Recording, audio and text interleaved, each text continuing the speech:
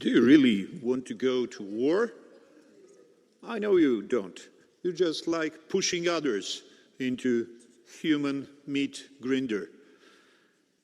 Ukraine had its chance in the year 2022, right after the escalation started. They were invited to the table and there was a peace agreement ready. But what happened? The Prime Minister of Great Britain, Mr. Johnson, went immediately to Kiev and the agreement was cancelled. This is the usual game that big guys, big imperialists play at our Central European playground. I don't want to be a chess pawn. I don't want my people to be killed and going bankrupt because you like wars going on. Stop subsidizing Kiev, Banderist, Nazi Ukrainian regime. Stop subsidizing. Merci beaucoup. Thank you very much for making my work much easier. This spectacle of nonsense, bringing up the global warming dogma again and again, makes it much easier to convince my compatriots, Polish voters, to vote against your stupid and evil organization, Polexit.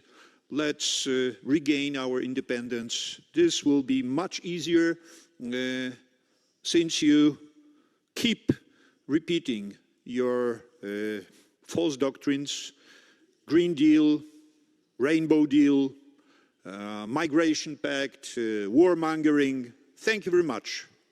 Life is going to be much better after we leave the European Union. Down with Eurokolkhoz.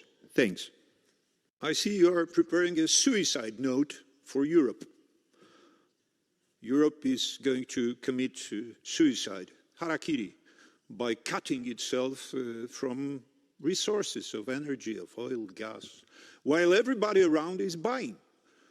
Remember last year, American official from, if I remember well, Secretary of Treasury, commented on Russian oil being imported to the United States of America through India.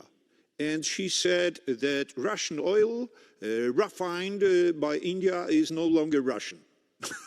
So this is a game where everybody's equal, but some are more equal. I don't want to commit the same suicide together with you. This is your choice. I'm against. Stop using human tragedy to justify your climatic nonsense, to justify your political pursuit of central governing that you want to impose. This is all nonsense. Human, anthropogenic global warming. Give me a break. As we speak, changes, real changes are approaching. We are approaching the new world because thanks to maybe a bit of warming, ships from Far East are coming to Europe through Northern Passage. And if so, this will mean changing the polarity of world trade map. So give me some more of your global warming, because this is something that we can profit of, and stop imposing your doctrines, stop justifying your really wrong policies. Thank you very much. Thank you, Chair. Hardly anybody is listening to this debate, and that is probably why nobody's calling the cops, because this is about big money, about probably the biggest money you can imagine in Europe. The report that Most Honorable President Murphy has presented is actually partially a ready indictment for a prosecutor, and President Murphy should be probably appointed European Union's bankruptcy trustee, which I would recommend because he himself is probably one of the most reliable clerks we have in this otherwise criminal organization. Because had that happened to some private business, some manager losing that much money, losing trace of that much money, that would be a case for court.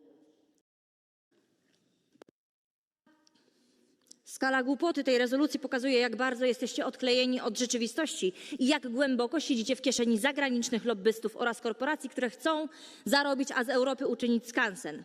Okłamujecie ludzi, że Zielonego Ładu już nie ma. Ta rezolucja pokazuje, że jest i macie świetnie. Zmieniliście tylko nazwę, ale wszystkie zakazy, nakazy i cele klimatyczne pozostały. Przestańcie okłamywać i dręczyć ludzi.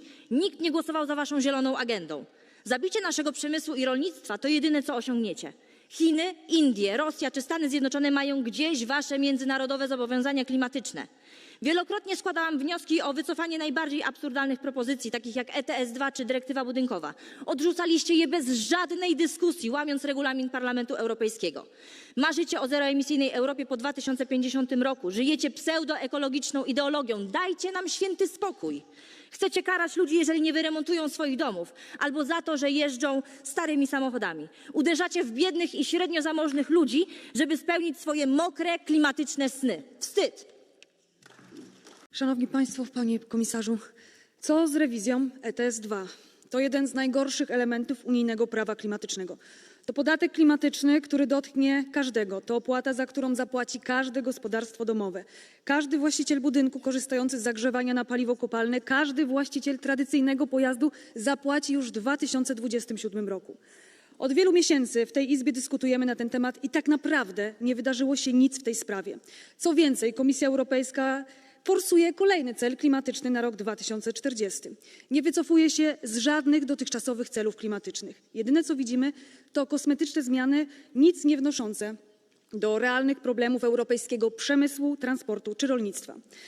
Oderwanie od rzeczywistości znacznej części tej Izby, Komisji Europejskiej jest na przerażającym poziomie. Powinniście wrócić między ludzi, normalnych obywateli, którzy martwią się o swój dobrobyt, o swoją przyszłość, miejsce pracy.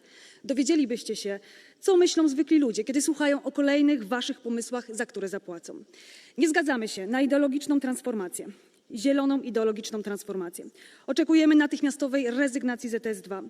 Obywateli nie stać na płacenie za wydumane pomysły zielonych. Polski premier Donald Tusk w tej Izbie w styczniu tego roku powiedział, że ETS-2 ceny energii mogą zmieść każdy rząd i to się dokładnie wydarzy. Dziękuję.